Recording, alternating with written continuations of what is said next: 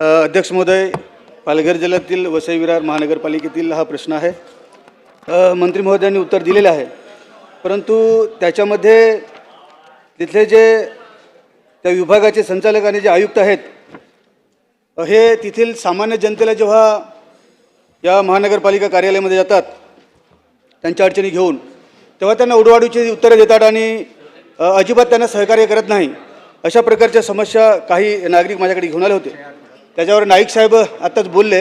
अध्यक्ष महोदय, हे जे आयुक्त आहेत तिथले, त्यांच्यावर 15 मे 2025 रोजी भ्रष्टाचारामध्ये ते सापडले होते.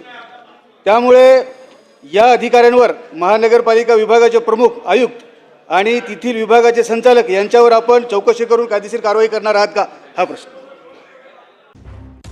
वसई विरार महानगरपालिका आयुक्तांच्या घरी ईडीची धाड पडलेली आहे.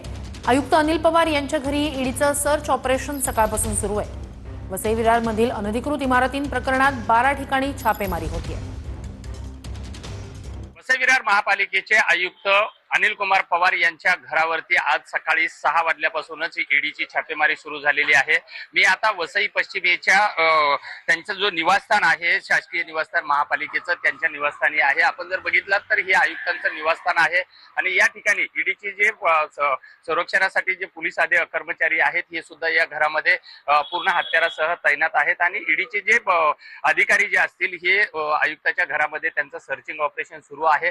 आपण जर बघितलं तर हा पूर्ण आयुक्ताचा बंगला आहे, कारण 41 इमारत प्रकरणी जो महापालिकेचे उपसंचालक YS रेड्डी जे होते यांच्या घरावरती छापा पडल्याच्या नंतर त्या ठिकाणी करोडो रुपयाची रोख रक्कम आणि सोनं जप्त करण्यात आलेलं होतं आणि त्यानंतर या ठिकाणचे आर्किटेक्चर असतील, बिल्डर असतील, या सर्वांच्या घरावरती ईडीचे छापे पडलेले होते आणि आता तिसऱ्या टप्प्यामध्ये जे आहे हे स्वतः आयुक्त जे आहेत यांच्या घरावरती ईडीची छापेमारी सुरू झालेली आहे.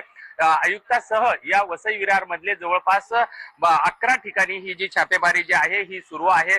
आज सकाळपासून ही ईडीने या ठिकाणी एकाच वेळी 12 ठिकाणी ही छापेमारी सुरू केलेली आहे. विजय गायकवाड, TV9 मराठी, वसई.